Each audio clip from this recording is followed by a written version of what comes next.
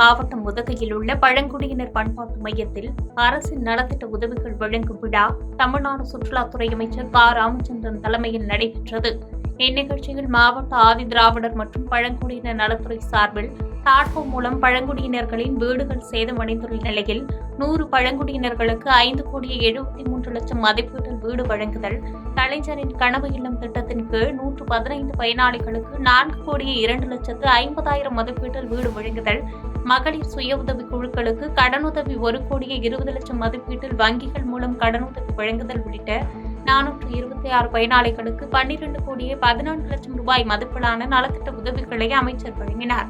இந்நிகழ்ச்சியில் மாவட்ட ஆட்சித்தலைவர் லட்சுமி பவ்யா தண்ணீர், துணை ஆட்சியர் கௌஷிக் உள்ளிட்ட அரசு துறை அதிகாரிகள் பலர் கலந்து கொண்டனர். அவதூறு வழக்கில் அதிமுக முன்னாள் அமைச்சர் சி.வி. சண்முகம் விழுப்புரம் நீதிமன்றத்தில் நேரில் ஆஜரானார்.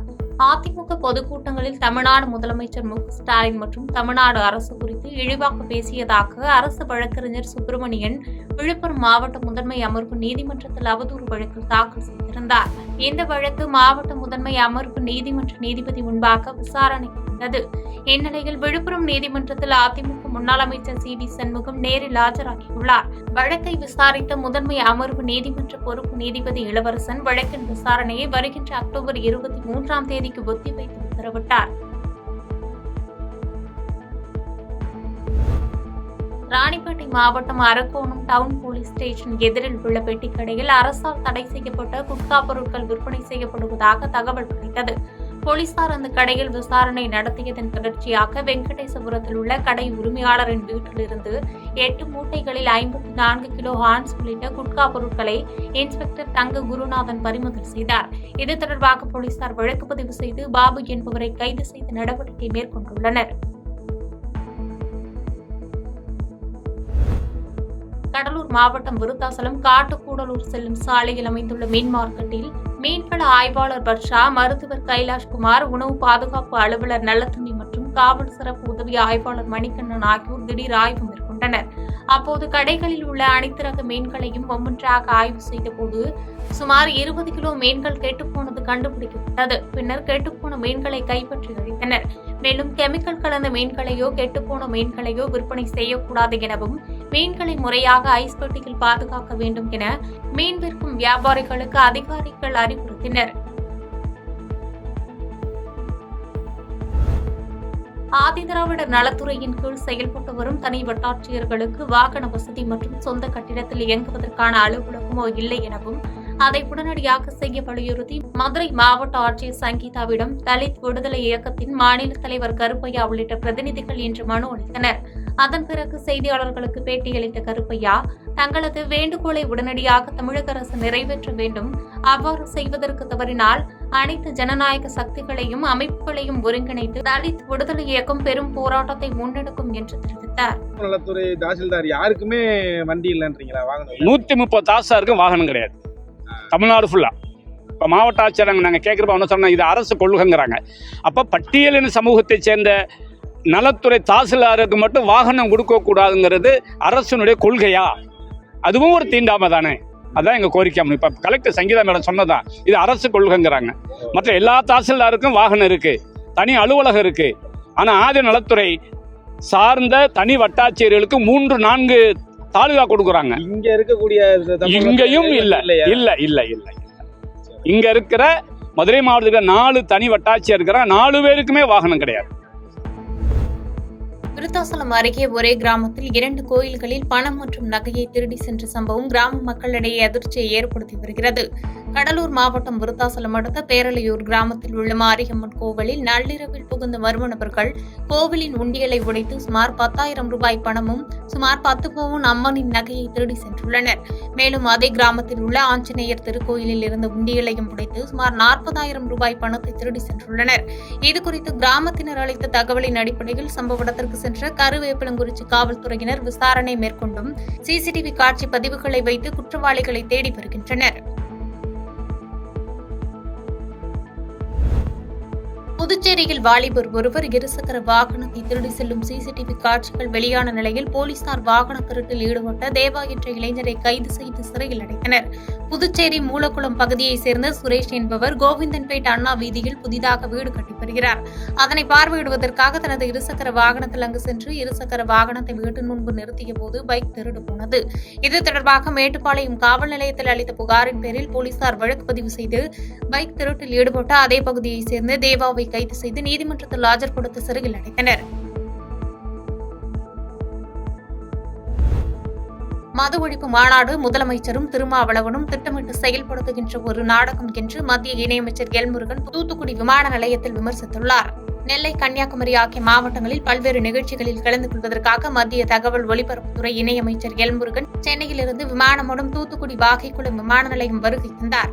அப்போது செய்தியாளர்களை சந்தித்த அவர் மது ஒழிப்பு மாநாடு முதலமைச்சர் மற்றும் திருமாவளவன் திட்டமிட்டு செயல்படுத்துகின்ற ஒரு நாடகம் என்று விமர்சித்தார். மேலும் 17 நாட்கள் தமிழக முதலமைச்சர் அமெரிக்கா சென்றார். அங்கிருந்து எதிர்பார்த்த முதலீடு தமிழ்நாட்டிற்கு வரவில்லை என்று குற்றம் சாட்டினார்.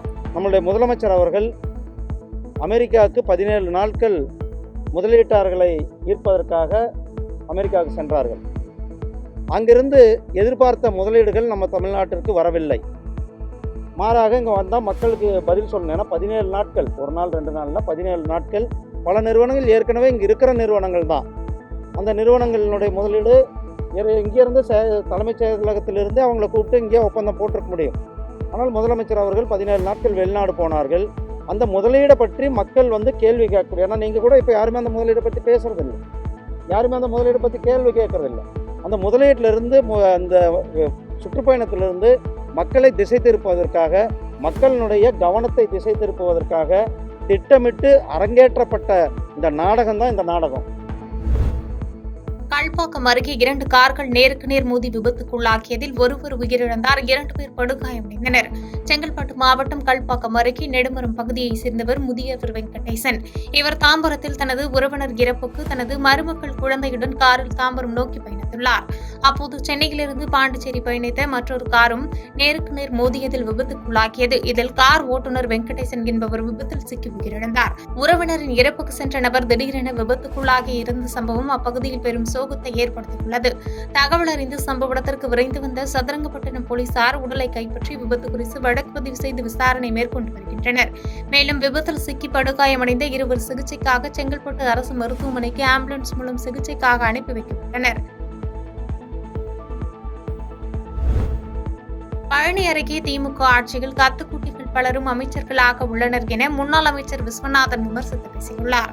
திண்டுக்கல் மாவட்டம் பழனி அடுத்த நெய்க்காரப்பட்டியில் அண்ணா நினைவு நாள் பொதுக்கூட்டம் நடைபெற்றது. பேரூர் செயலாளர் விஜயசேகரன் தலைமையில் நடைபெற்ற இந்த கூட்டத்தில் முன்னாள் அமைச்சர் நத்தம் விஸ்வநாதன் சிறப்பு விருந்தினராக கலந்து கொண்டு உரை நிகழ்த்தினார். அப்போது தமிழகத்தில் ஜனநாயக ஆட்சிக்கு பதிலாக மன்னர் ஆட்சி நடைபெறுகிறது என்றும், திமுக ஆட்சியில் மூத்த அமைச்சர்கள் மதிக்கப்படுவதில்லை, கத்துக்குட்டிகளாக எதுவும் தெரியாதவர்கள் அமைச்சர்கள் ஆகிறார்கள் என்று விமர்சித்து பேசினார். மேலும் வெளிநாடு சென்ற முதலமைச்சர் ஸ்டாலின் எந்த அளவுக்கு வெளிநாட்டு நிதியை ஈர்த்துள்ளார் என்று வெள்ளை அறிக்கை வெளியிட வேண்டும் என்று வலியுறுத்தினார். திருப்பி அடுத்த நம்ம ஆட்சி அதிமுக வரப்போகுது. வந்துட்டா நாங்கள் மாதம் 2000 ரூபா கொடுத்துருக்கோம். நீ 1000 தானே கொடுக்க பண்ணிக்கிற. ஊருக்கே 2000 ரூபா ஆட்சிக்கு வந்து அண்ணன் நாளில் இருந்தேன். அந்த நாளில் இருந்து மாதம் 2000. இப்பவே சொல்லிடுறாங்க. நானே சொல்லி கேட்டு தேர்தல் அறிக்கையில் தயார்பட்ட குழுவில் நானும் தான் இருக்கேன். அதனால 100% நிச்சயமாக தேவையான. ஆனால் நீங்கள் செய்யாத நாங்கள் செய்ய. அதுபோல் எதையும் செய்வதில்லை. ஏற்கனவே செய்யலைனாலும் பரவாயில்ல. அடுத்தபடியாக நாங்கள் ஆட்சிக்கு வந்தால் வரியை குறைப்போம், வசதியை பெருக்குவோம். இது ஒரு வாக்குறுதி. நீ வரியையும் குறைக்கக்கூடாது, கூட்டாமல் இருந்தாவே போதும். இலங்கையில் புதிய அதிபராக பதவியேற்ற அனுரகுமார திசாநாயக்க அனைத்து நாடுகளுடன் ஒன்றிணைந்து பொது கொள்கையுடன் செயல்பட உள்ளதாக உறுதியளித்தார்.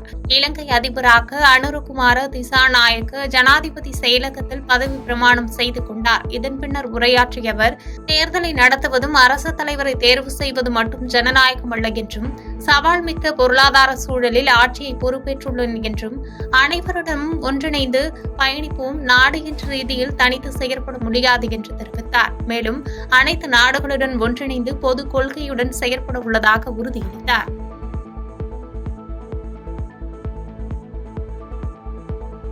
பாதகம் செய்பவரை கண்டால் நாம் பயங்கொள்ளலாகாது பாப்பா.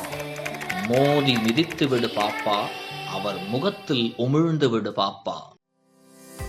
அண்மை செய்திகளை உடனுக்குடன் தெரிந்து கொள்ள இணைந்திருங்கள் இயம்நாடு தொலைக்காட்சியுடன்.